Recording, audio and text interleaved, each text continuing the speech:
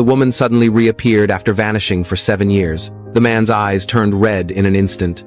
A colleague asked if they knew each other, but he bit his lip and said no. 7 years ago, the woman was convicted of murder, but the man always believed she had her reasons. Back then, the woman forced a breakup. The man Refusedi took out a ring he had prepared for years, but the woman slapped it away without hesitation. Then she walked away, leaving him broken. Despite her cruelty, the man never gave up. 2 years later, he waited outside the prison, but she never came out.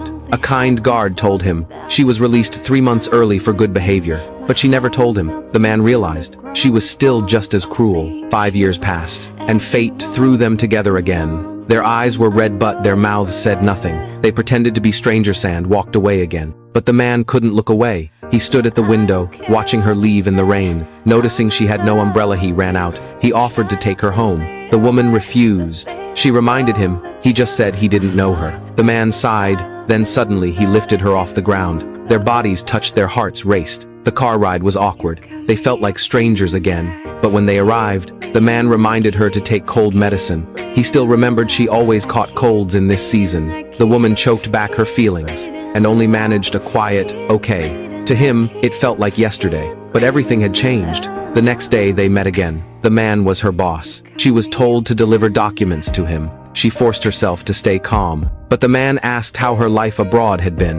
What he didn't know, she had secretly given birth to his son. She called it her personal matter and fled the room. That night, her son called. She had forgotten to pick him up. In panic, she called her best friend to help, then rushed to deliver more documents to the man. But the man stalled for time. He didn't want her to leave.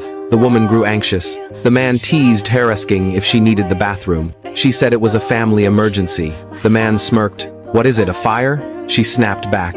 "No, water leak." The man laughed and finally let her go. But he insisted on driving her home. At her apartment, their best friend arrived with her son. The boy called her Mom.